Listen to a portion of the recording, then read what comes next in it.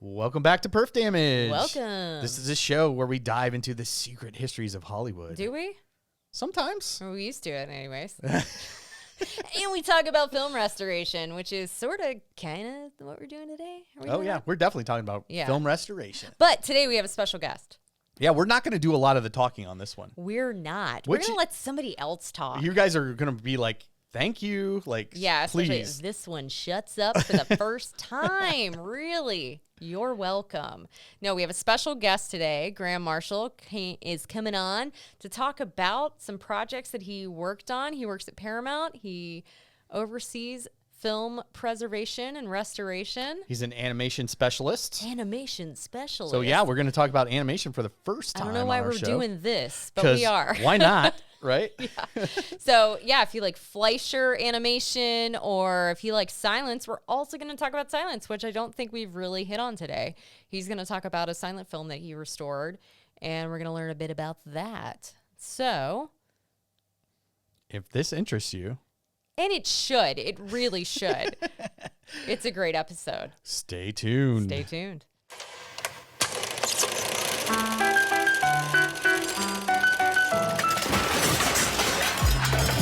Oh, no, not again. Hey, movie lovers. I'm Adam. And I'm Charlotte. And welcome to Perf Damage. We're a movie-obsessed husband and wife team who work in the film industry. I oversee film restoration at the oldest studio in Hollywood. And I bring the inside track from film development and production. And we love to explore the hidden tales of movies past and present. So join us for a cinematic journey like no other. From classic gems to examining the art of the double feature. This is Perf Damage. Popcorn popped, wine at the ready. Let's press play.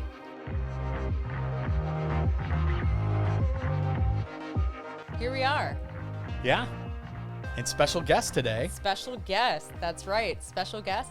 Graham Marshall here with us. All right. First time on Perf Damage. Thank you so much for having me. I cannot wait to talk about what I get to do for work. Yes, he is braving the show. Graham also works at Paramount along with Jeff McCarty. If you guys saw the Jeff McCarty episode, the preservation manager at Paramount Pictures. The Welcome, oldest Graham. studio in Hollywood. That's right. Still in Hollywood. And I guess we'll start like all stories do at the beginning. Oh, man. Yeah. So, Graham, I guess tell us a little bit about yourself. I mean, I know about you, but they Sure. don't, you know? I started at Paramount as an intern, actually. I am the quintessential intern to temp to full-time to manager. I know. We liked you so much. We just kept you around. That's like the dream, right? That's I know. like That's what you you hope. think you come out here and then you work your way up. There you go. You did it. Which is crazy because I was not a film lover growing up. My favorite films were Miracle and Little Nicky. So, Wow. Yeah. Wow, Little Nicky. Okay, it's the first time I've ever heard this. Wow. I'm now reconsidering And now you're fired, my by choices. the way. So we're having an Adam Sandler episode next time, which I cannot wait for. But yeah, I liked films as much as the next kid. But it really took one night hanging out with my friends who were film people, and we watched a triple feature of Jacob's Ladder, A Clockwork Orange, and Mulholland Drive.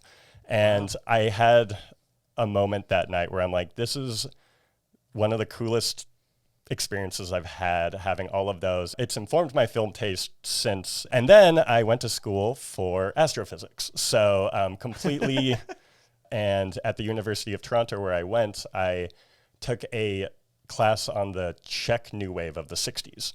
And just kind of out of the blue, I saw this film, Sedemiransky or Daisies by Vera Kitilova. And Daisies was really one of those moments where I saw it and I talked about it and wrote about it and realized I should do this instead. So I dropped out, moved back to Colorado where I'm from, and started at a home media archival scanning place. And we would take people's 8mm films, sometimes 16, tapes, VHSs, reel-to-reels, and digitize them and put them on discs. After doing that for about a year, I realized I would love to do this as a career, get paid more than minimum wage. And I got a English and film degree in Denver while I was archiving the home movies. So I did technically go to film school and got a Bachelor of Arts in that. Ended up going to the UCLA GSC NIS MLIS program specializing in media archival studies. Wait, what does that all stand for? Come on. Graduate School of Education and Information Science, a Master of Library and Information Science, and then the media track. I think I nailed it. Yeah, and in that program, I ended up interning. I worked on processing documentation for Reds, which, throwback to Jeff, still needs to be in the Library of Congress. It kind of just went up from there. I was part of the digital archive, and in a similar trajectory as Charlotte, moved from the digital archive to a preservation manager, and that's where I am now. Yeah, I got to tell you, Graham was one of the most nervous people I ever interviewed. But I was so interested by his resume just with the astrophysics, because at the time I was a huge Neil deGrasse Tyson fan. Sure, we all were. And I thought, all right, this guy can't be half bad. Like, I get this kid. Yeah, you were so nervous, but I could tell the passion was there. Thank you, genuinely. What is one of the films that you worked on that you adore the most? Well, I have to just jump right into Old Ironsides. Silent film has always really jumped out to me as an almost different medium than what sound film became and is. And when I got the opportunity to work on Old Ironsides, I jumped at it and immediately realized how crazy of a story this film is, from its inception to its shooting to its release to its release in the 50s. So Old Ironsides was 1926, produced by famous players Lasky. It's directed by James Cruise, famously directed the Covered Wagon, which kind of considered the best film ever made until Citizen Kane. So James Cruise was a hotshot director who directed basically a $2 million budget film for Old Ironsides, which translates to about $46 million today, which back then it was one of the most expensive films ever produced. And it is basically a movie about the 1803 Battle of Tripoli. It's a seafaring epic, basically. There's a ton of ships. They shot it off of Catalina Island and destroyed so many actual ships, a lot of miniatures. What makes this film amazing, and I could go 10 different ways with this, with the editor, with who stars in it. What inspired me to really want to talk about this movie is it was the first use of what came to be known as Magnascope. Yep. And it's a process. It's not a film process. It's a projection process. In the 20s for silent films, a lot of these theaters were stages. The proscenium, the curtains, this would be really drawn in. The screens were about, around 18 feet by 12 feet. And that's exactly what it was at the Rivoli Theater on December 6, 1926, when this film premiered.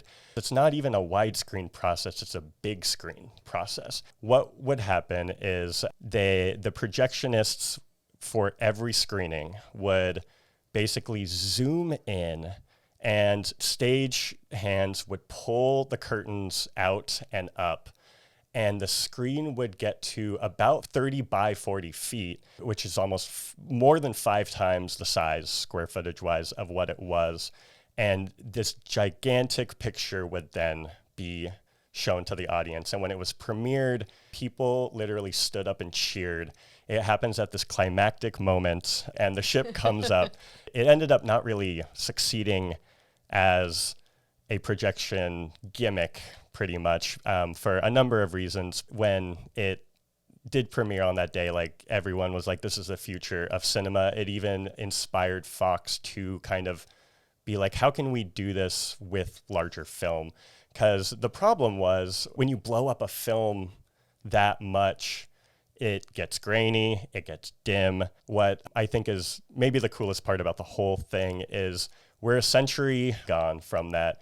And just this past month, 2 films have used the idea of the same process to emphasize impactful moments in the film. So there's this great video of Ryan Coogler talking about the different aspect ratios of Sinners and seeing it in a certain IMAX way, there will be scenes where, you know, the screen gets larger and it changes from widescreen to almost a square.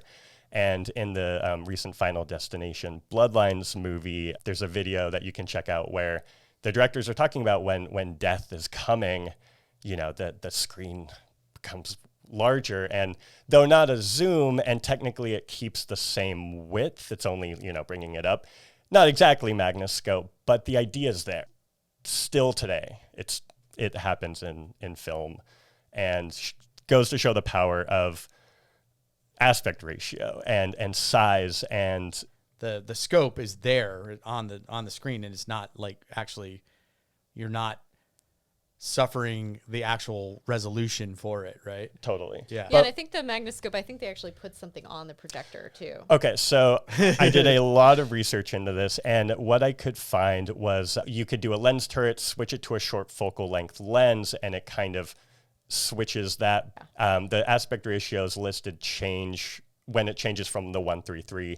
It can go to 1:6:6. It can go to over 2. As a preservationist, I want to have definitive answers on this is how it was shown, and we want to replicate that. But there is an ephemerality to this, and I saw some really interesting articles when trying to explain to projectionists how to do it. You wanted to line up the bottom as close as you could to the stage so that the characters were walking on the stage, because it reminded the audience of a play, which is very quaint and I don't think works, but is just kind of goes to show the kind of literal theatricality of this gimmick. The Chicago Film Society, who I want to shout out because Kyle Westfall wrote an article about Magnascope in 2016 when they showed it, they screened it there, and he explained to me that what they did is, so you had the 1:3:3, and at one of two moments when the Magnascope is added, they would pull up the dowser, black, switch it to a 1:6:6 lens, and it would have that idea of it. But it's something that's kind of hard to replicate now, and my dream would be to show this film in its original intended way. But you have to start with a screen that most audiences would be like, why the hell is it so small? Why is this that postage stamp? I don't understand. Exactly. Yeah. So there's something really cool about like wanting to replicate this again for people, like at a conference or a theater, but you kind of have to go and contextualize it first to be like, nothing's wrong. It will be grand.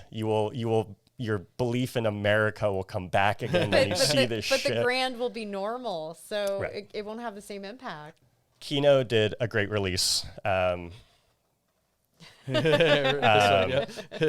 in 2019 with a great commentary by film historian Toby Rohn. But this was not the version you worked on. Correct. So this film was taken, it was a 2K scan from the Library of Congress print.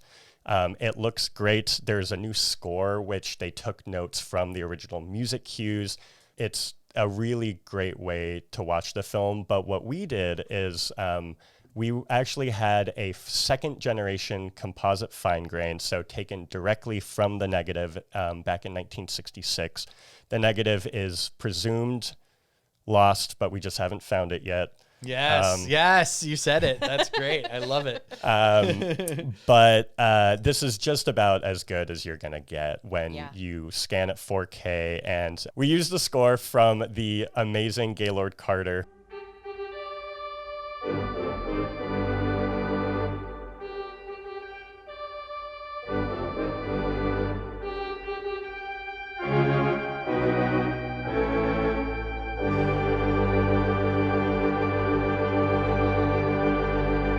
Gaylord Carter has done hundreds and hundreds of silent film scores, all on an organ, if I'm not mistaken.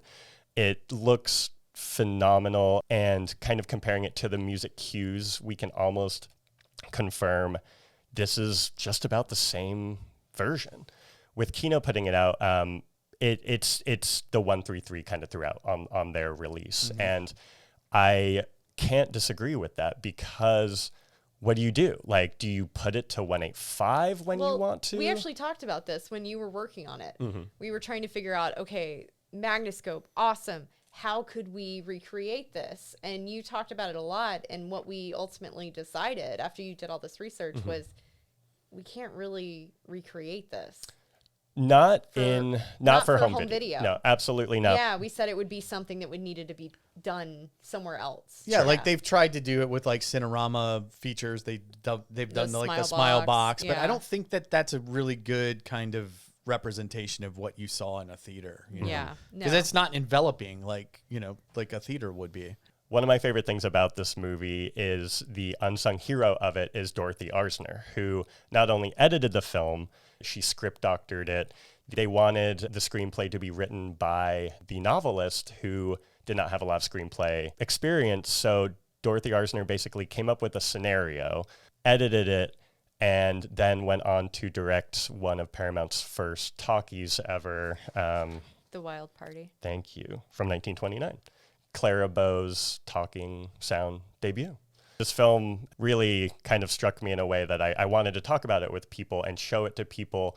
And something I don't really want to show, but is worth mentioning, is the 1950. Yeah, I was going to say, you have to mention that. I was going to say, like, when is this coming? So in 1959, Paramount wanted to remonetize their silent films and basically recut them and took the intertitles and made them overlay titles and made it a quick, 90 minutes, and then had a narrator as well kind of talk throughout it. So it's a very interesting way to watch the film. I wouldn't recommend it in the way that... the original is definitely better. Yes. Yeah. It's better. And I think Art Gilmore, isn't he the narrator on Correct. this? Yep. Yeah. And great voice. So, if I'm sure a lot of our listeners are familiar with Art Gilmore. Meantime, the Constitution was scouring the Mediterranean in search of the Philadelphia. A British vessel reports sighting the captured Philadelphia anchored in Tripoli Harbor.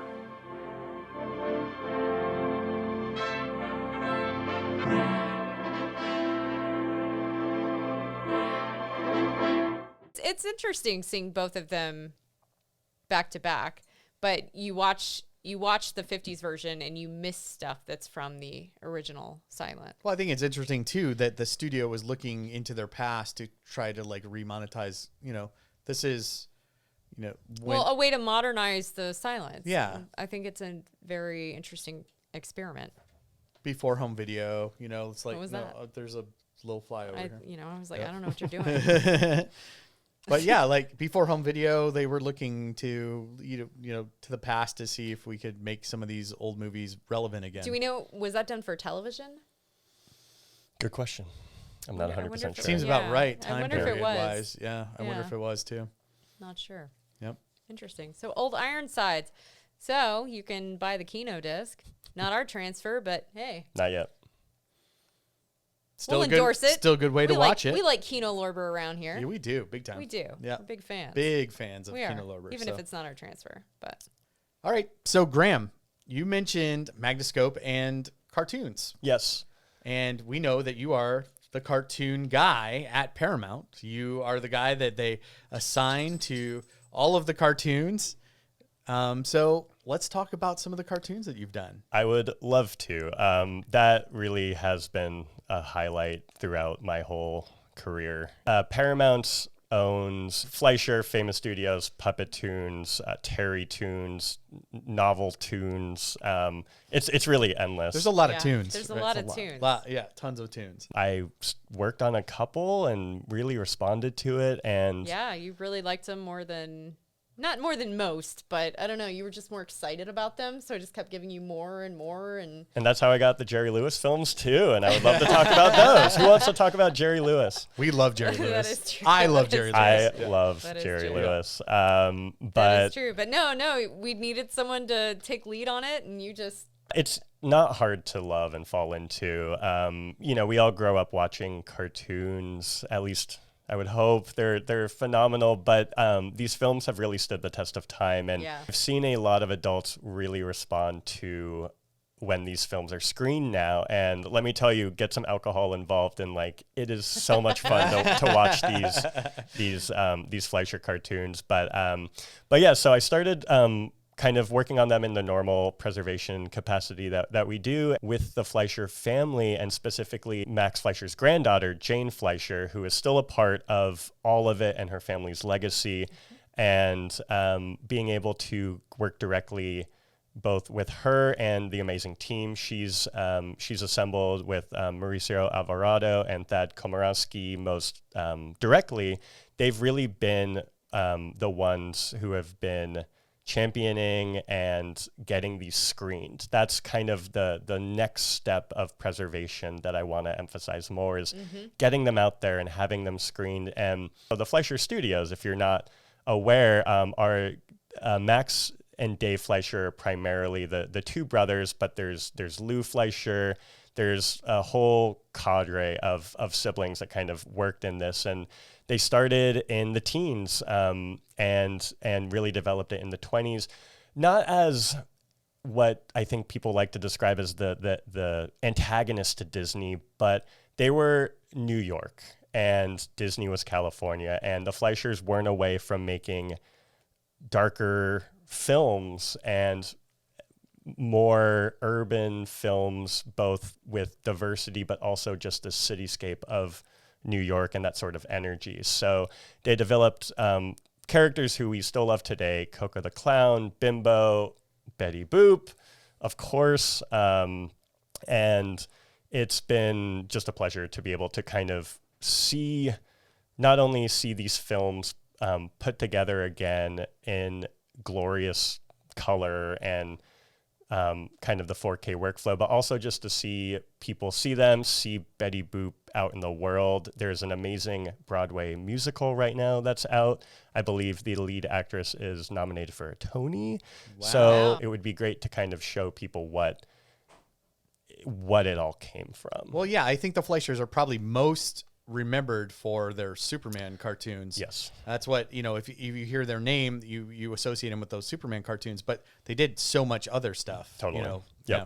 And I will say Warner Brothers doing a great job with the Superman stuff. The Fleischers have been putting on screenings not only in Los Angeles, but all around the country. I think we even got across the pond to Britain, but they've been showing not only are the ones that I've been involved with Betty Boop and Koko and Bimbo, but have been showing Popeye, have been showing Superman. And it's like I said, just amazing to see people respond to these. But I think what makes animation its own amazing kind of subsect of film preservation and restoration is how badly it can go. And I mean that in the way that, like, it's easy to over restore animation more than I think a live action film, and that can be from degrading something too much so that it like literally looks digital.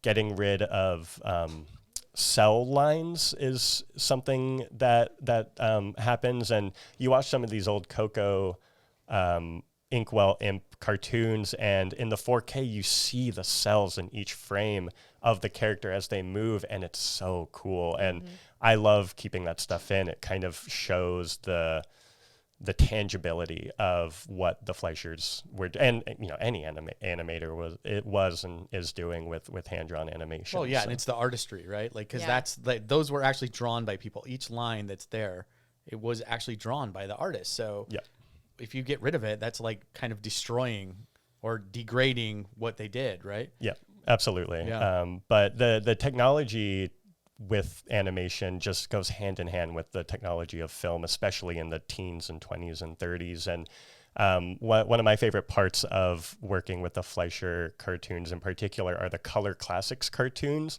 And I know you guys have talked about recombining on the podcast before and taking like a 3-strip Technicolor. But something that as far as I've come across is specific to animation is successive exposure negatives.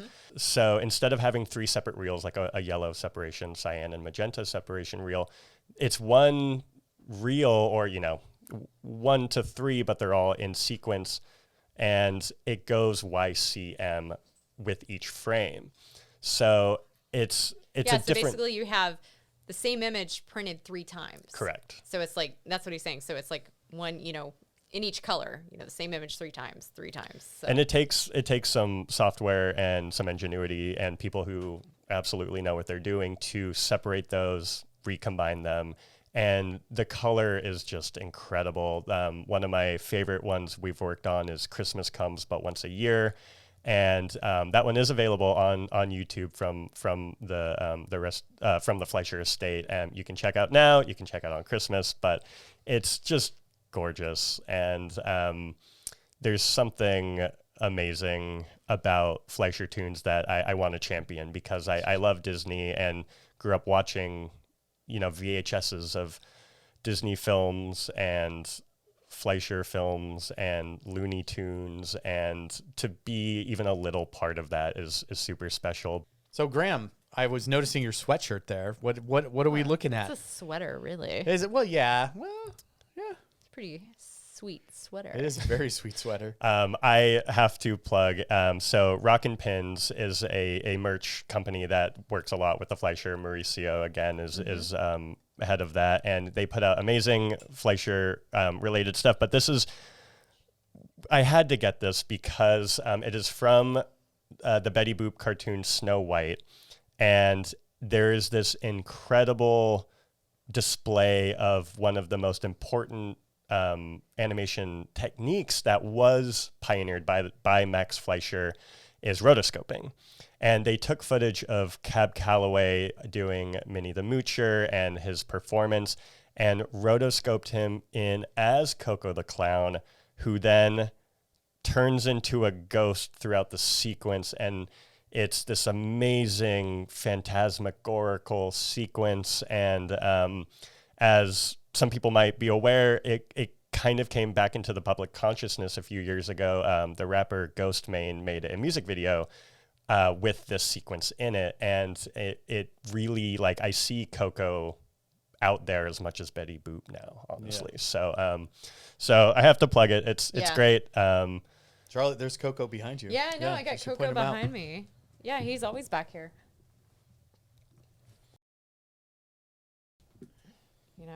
No, got a little Koko here. A little Koko. Also from Rockin' Pins. We're just plugging Rockin' Pins. Yeah, today. we are pretty hard. Not sponsored by him. Not yet. The rotoscope process, there's kind of a complicated copyright history to it. Leonardo da Vinci came up with discovering how to project. You can't really patent that, but what they did is they made devices, and there's this particular technology called the stereoscopic process that's in a lot of the color classics cartoons, where it's this 3D background. And basically they developed it because they were working with Technicolor to make it pop.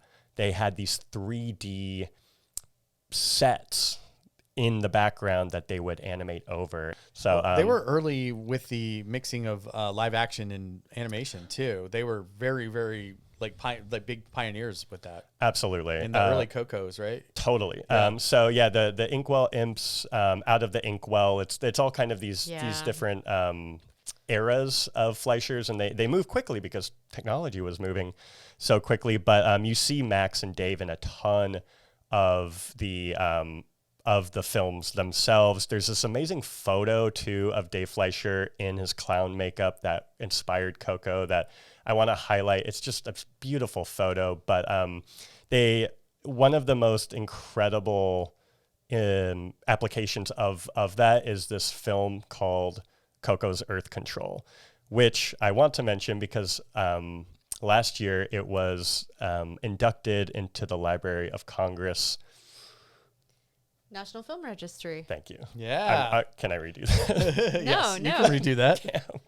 Damn, you're damn, I can't. Because that was me adding to the story. But the National Film Registry, again, go vote. Any films since, I think, 2014 can be nominated? Well, this year Jeff is really trying to get Reds in there. Yeah, we got to get Reds in there. Get Reds in there. You worked on there. You worked on Reds? I did. Yeah. And I didn't work on Melancholia, but vote for that one. So, Graham. Yes. I know you've worked on a lot of these Fleischer cartoons. When are we going to get them on home video? That's the question everybody wants to know. Yes. When we've gone around and shown these around LA, the ones I've gone to, or at conventions, people are always asking, when are they coming out? And it's a hard question because the want is there. I can tell every time I talk to people in person that they want to see these, they want to see them released. I think to see these, it needs to be like loud and clamorous that people want these. And I know they do. It's more the codification of that I think can really kind of move the ball rolling. And I know, we can get there with the help of the audience, but also with the amazing team of Jane and Mauricio and Thad. They've just been doing great work, and we all want people to see this awesome work. Right. Well, Graham, I think you're right. I mean, I think that, if people want to see it, they have to ask for it. You got to be vocal on social. I know, we always say that. I know it's we don't have the it sounds like a broken record. There's no answer to this. It really is. But if you guys want to see it, you have to ask for it. You have to be vocal about it. You don't ask us for it, though. Yeah. Don't ask us. Yeah, because we can't do anything about it. Another part of this job I love is seeing things no one has seen since they've come out. Yeah. Again, in not only in the way that they were shown, I know I discussed that with Old Ironsides or the Color Classics, but at all. There's a film I worked on called Women of the North Country that has no logs on Letterboxd, no logs on IMDb. It's not available. And even if you've seen it, I guarantee you haven't seen it with the true color that we ended up sourcing and meticulously put back together. So there's a lot of stuff out there. And but don't you love and also not like that because people can't see it? Well, yeah, like you and I can't have a conversation because I have not seen that movie. So, yeah, but you could see it. I mean, I could probably. If you really wanted to. I know somebody. You got to hook up. You can see it. I know somebody. But I'm a metalhead, and we have a bad stereotype that the band no one knows is better because no one knows them. Exactly. That's not true. We're like that though. We are kind of like no. I want people to see these films, and spread the love, and I want the bands I love that no one knows to have careers and support small artists in local venues, different podcasts. Yeah, that's what we love about film festivals and stuff like that. Yeah. Show these little films. Yeah. Absolutely. Film festivals too, reach out. That's a great incentive for specifically them to we can work with them and do screenings. Graham, thanks for coming. Thank you for letting me This has been talk a joy. Yeah, I know. It's really easy. My gosh, for me. I've been so quiet. Like I haven't cracked a lot of jokes this He time. hasn't been this quiet in forever. Yeah, like Charlotte's like, can we have Graham over all the time? Right. So he shuts up constantly. Right. Thank you both so much. It's an honor to be able to talk about this with anybody, let alone on a wider platform and not just my friends at a bar who Or shut up. We're tired of hearing about this. Yeah. So thank you both immensely. It means a lot to be here. And Rip is here. And Ripley came Yay. in just to say Loved hi. it. Thank you, Ripley. And just a heartfelt thanks for giving a chance on a nervous kid. Yep. Well, it was a chance it paid off. It paid off. Paid off in dividends. Spades. In Yes. spades. Continues to pay off. Yes. Yes, he's one of our favorite people. So, and constantly everybody on the team's like, he's so cool. I'm so glad he's here. Leonard Maltin has said every time he came onto the Paramount lot, it was always fresh and new and exciting, and I want to keep that going. Yeah, the lot has that ability to do that. Sometimes you just walk around and It's just, it is. It's special. It's It like really a special is. It feeling really to is. be a part of it. It's just like, man, yeah. And I hope I never lose that too. I think we love movies enough that we're never going to lose that. That's the thing. Hope so. We've been here a long time, Yeah. and I still haven't lost it. So, I mean, he's lost it. yeah, He's totally lost it. Anyways. Well, anyway, thanks for being here. Yes. And thanks, thank you. Graham. Thank you, Graham. One last time. It's been amazing. It has. Great conversation. Love to have you back. Yes. Thank you. You'll have to come back on. I would love to. Yes. Right. Until next time, thanks for joining us here on Perf Damage.